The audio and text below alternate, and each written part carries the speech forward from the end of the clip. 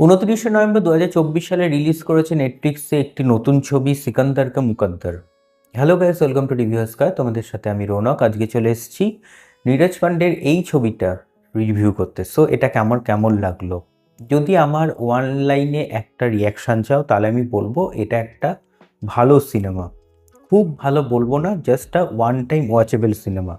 এবং কেন এটা এমন, তার পেছনে অনেক কটা কারণ রয়েছে। মুম্বাই শহরে একটা গোল্ড এক্সিবিশন হয়েছে এবং সেখানে হঠাৎ হচ্ছে একটা চুরি বা ডাকাতি বলতে পারো, এবং সেখানেই হচ্ছে যে তিনজন প্রাইম সাসপেক্ট রয়েছে, যেখানে সিকান্দার হিসেবে প্লে করেছে অবিনাশ তিওয়ারি, সে হচ্ছে প্রথম prime suspect. Second prime suspect হচ্ছে রয়েছে কামিনী সিং, অর্থাৎ হচ্ছে যেটা প্লেড বাই তামান্না ভাটিয়া, এবং রয়েছে হচ্ছে একজন বয়স্ক যে কর্মচারী যিনি তামান্না ভাটিয়ার সাথে সেখানে ছিলেন।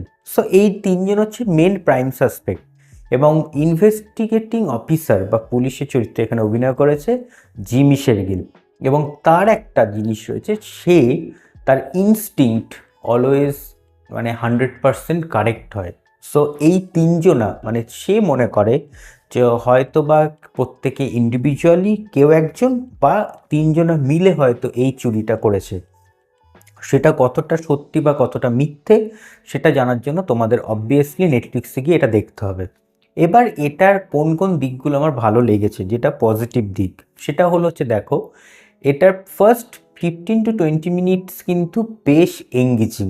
কেন এঙ্গেজিং? তার কারণ হলো নীরজ পান্ডে স্যারের যখন আমরা এর আগে ধরো স্পেশাল 26 দেখেছো বা বেবি দেখেছো, সেইগুলোতে যেরকম স্টার্টিং সিন রয়েছে একটা এঙ্গেজ, প্রথম থেকেই শুরু হয়ে যাচ্ছে, তোমাকে আটকে রেখে দেবে পুরো একদম স্ক্রিনের মধ্যে, ঠিক টাইট স্ক্রিন প্লে দিয়ে সুন্দরভাবে, সেটা কিন্তু এখানেও ঘটেছে এবং বেশ ভালো।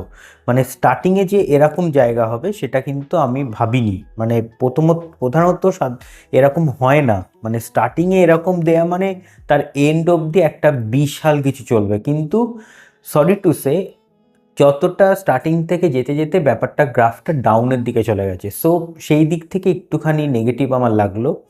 অভিনয় দিক থেকে বলতে গেলে অবিনাশ তিওয়ারির অভিনয় বেশ ভালো, এবং তাছাড়া জিমি শেরগিল তো ভাই সেরা অভিনয় করেছে। এবং দেখবে একটা জিনিস, আমি জানি না যে নীরজ পান্ডের কাছে জিমি শেরগিলের অভিনয় বা নীরজ পান্ডের কাজে এই জিমি শেরগিলের অভিনয়গুলো কিন্তু বেশ ভালো হয়।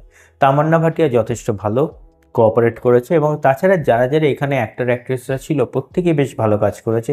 সো সেই দিক থেকে দেখতে গেলে ভালো কাজ, এবং একটা স্ক্রিন প্লে ভালো, লেখাটা ঠিক আছে, মোটামুটি চলবে, কিন্তু কোথাও যেন একটু লেন্দি লাগলো আমার এই ব্যাপারটাকে, প্রসিডিংটা। কারণ এটাকে দেখানো হয়েছে যে ইনভেস্টিগেশনটা শুরু হয়েছে, তারপরে সেটা 15 বছর পরে কি হলো, সেখানে দুজনের একটা ইন্টারাকশান। সো 15 বছর ধরে একটা কেস চলছে, সেটা দেন কি ঘটলো, এগুলো নিয়ে একটা প্রচুর বড় একটা কিছু ঘটেছে। কিছু কিছু জায়গায় একটু হুক আছে যেগুলোতে মনে হয়েছে বা এরকমও হতে পারে হয়তো, এটা তো ভেবে দেখিনি, এরম টাইপের জায়গা রয়েছে, সেগুলো একটা পজিটিভ দিক। বাট কিছু জায়গা রয়েছে যেগুলো না ঘটলেও চলতো, জাস্ট একটা নর্মাল এরম একটা ব্যাপার। সো যদি বলি আমি, তাহলে একটা ওয়ান টাইম ওয়াচেবল একটা ফিল্ম, তোমরা প্রত্যেকে নেটফ্লিক্সে দেখো, এবং কেমন লাগলো সে কিন্তু আমাদের জানিও। সো এই ছিল আজকে রিভিউ ভালো লাগলে একটা লাইক করো, শেয়ার করো, এবং চ্যানেলটা সাবস্ক্রাইব করে দিও। সো ভালো থাকবেন, সুস্থ থাকবেন, এবং সিনেমা দেখবেন আমাদের চোখ দিয়ে। Thank you.